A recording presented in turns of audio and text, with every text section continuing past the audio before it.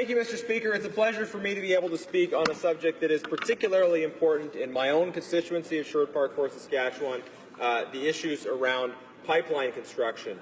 And as I begin, I want to start with some context about how pipelines are built. Some members may know this already, some unfortunately may not. It's important that we start with an understanding of the context. So first of all, pipeline projects are proposed by the private sector. And already we've seen some people make claims about previous government not building pipelines to tidewater and so forth. There needs to be an understanding that pipelines are proposed and then, if approved, built by the private sector.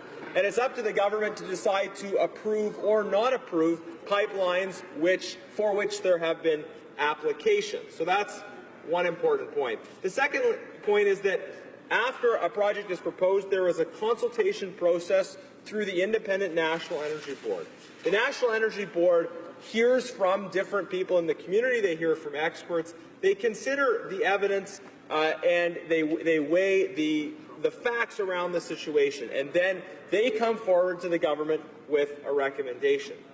Ultimately, it is the Cabinet's call, but in my view, it virtually always makes sense for the Cabinet to approve projects which have been approved by the NEB. The NEB are, after all, the experts, and they hear and weigh the evidence, and then they present a recommendation. And finally, it's important as we think about how pipelines are built to understand that these are clearly, squarely within federal jurisdiction. There was much discussion in the public discourse about what particular provincial leaders, what particular mayors even might think about pipelines. And of course, it's quite legitimate for these people to have opinions about where pipelines should and shouldn't go, and they're welcome to express that opinion. But we don't live in a country where you have different jurisdictions that can decide what infrastructure goes into and out of their province. These are not countries, these are provinces governed by a constitution which defines what is and is not in their jurisdiction. So it is the federal government's responsibility to consider and rule on these applications, hopefully to listen to the NEB and to do so in a way that reflects the best science and the best information. That is the context through which we should view a discussion of the process of pipeline approval. Now, I'm very proud to remind members that our previous Conservative government built 4 pipelines and approved a 5th. And these were the applications that were brought from the private sector during our time in government. Of course, we were very supportive of other applications. We were very supportive of Energy East. We were very supportive of Trans Mountain as well. But obviously, there's a process that these projects have to go through. And we, while we're supportive of pipelines, we're also supportive of and respectful of that process. Now, Mr. Speaker, we also, though, reformed the consultation process because we made the case, and I think we're right to do so, that the consultation process for any project, any development project, should not be unlimited.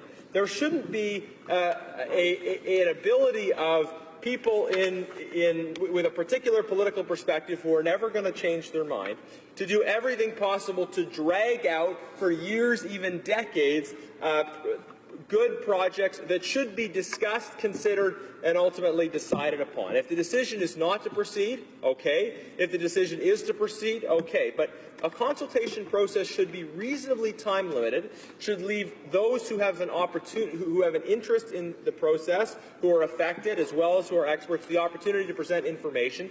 But that process of deliberation should lead to a conclusion. And this was a problem we had in the past with certain projects in Canada.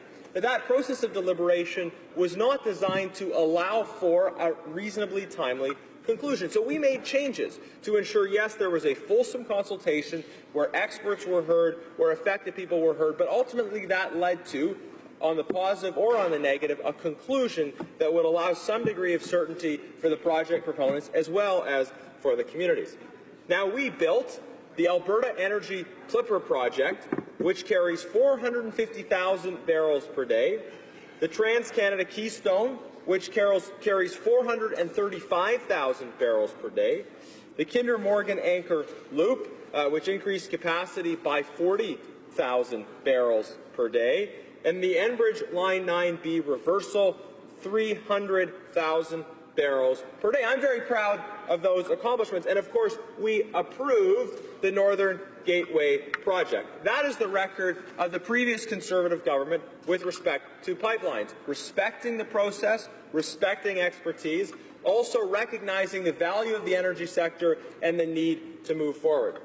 So what happened then when this new Liberal government took power?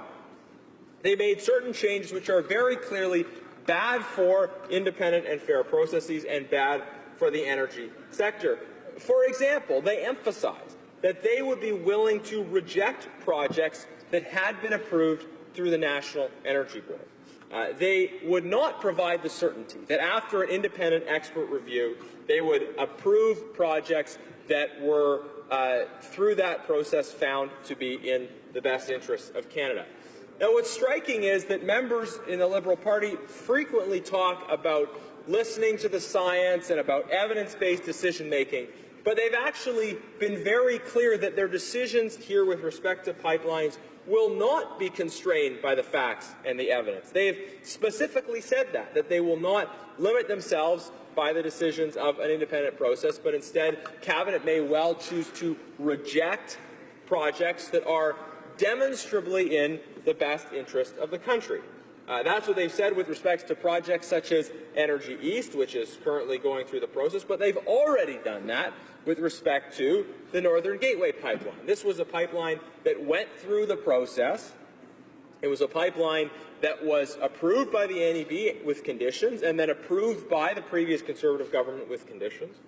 And then this government decided that it could not go ahead. They've also gone further, actually. They've got legislation coming forward now which would exclude tanker traffic in northern BC. Now, Mr. Speaker, I am very clearly in favor of tankers because that's how oil gets from place to place. People here in this House in some corners talk about tankers as if they're a terrible thing. And frankly, you're living a little bit outside of reality if you think that we should live in a world without tankers. Not only am I pro-tankers, Mr. Speaker, but I'm in particular in favor of Canadian tankers, because off the coast of BC, there are, yes, tankers from other countries, tankers coming from Alaska, and every indication is that we're going to see expanded development, expanded use of tanker traffic coming off of Alaska. And if there's a spill, unfortunately, it's not as if the Canadian coast would be immune. So instead of saying, well, we're not going to have any part of it and we'll leave the opportunities in the Asia-Pacific for energy development for other countries, let's instead encourage Canadian energy development while putting those necessary safety regulations in place to protect ourselves. But this government has taken these steps which are very concerning for our energy sector. And now we're having a debate on the Trans Mountain pipeline, a pipeline which uniquely this government has decided to approve. But it's important to note that this pipeline went through the same process as the Northern Gateway pipeline. And the government has made an arbitrary decision to approve one pipeline and not another based on their analysis of the politics of the day.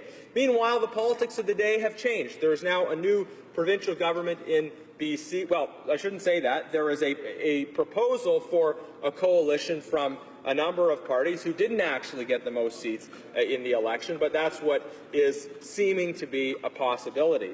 It's important that the government stand firm on Trans Mountain, of course, and they've said that they will, but it's also important that they actually develop some coherence in their approach to pipelines. And our approach was coherent. It was based on evidence. It was based on listening to the NEB. It was based on a fair process that understood actually how pipelines are built. And the government's approach is more arbitrary, which frankly puts them in a much weaker position when it comes to defending pipelines across the board.